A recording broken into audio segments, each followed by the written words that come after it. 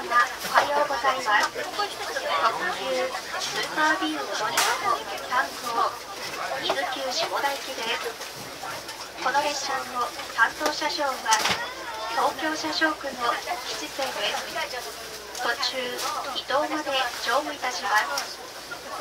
また冬アテンダント5名も終点伊豆急下田まで皆様にお供させていただきます。ご用の際はどうぞお気軽にお声をおかけください。この列車はすべての座席が指定席です。お手持ちの特急券をお確かめの上、指定されたお座席をご利用くださいますようお願い申し上げます。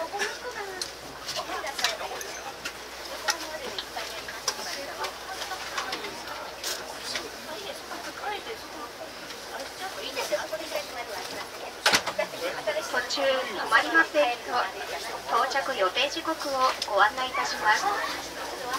次の武蔵小杉には9時44分、横浜9時58分、熱海10時55分、伊東11時16分、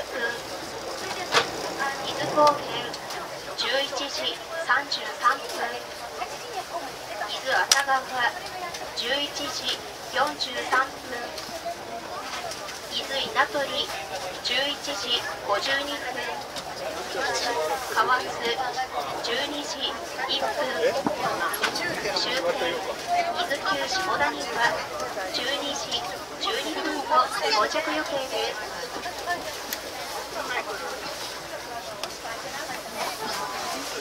次の停車駅は武蔵小杉です。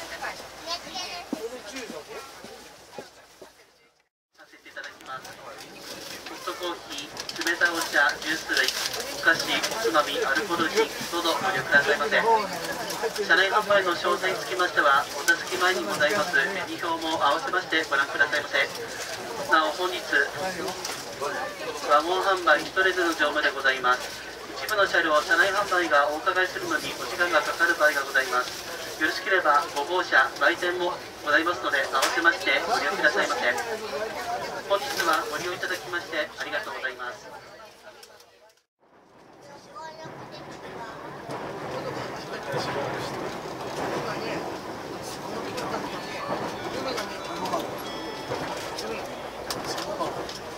まもなく武蔵小杉に到着いたします。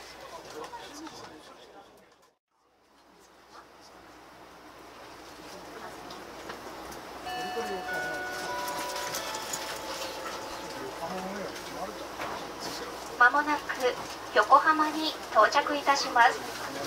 横浜を発車いたしますと熱海まで停車いたしませんのでご注意ください。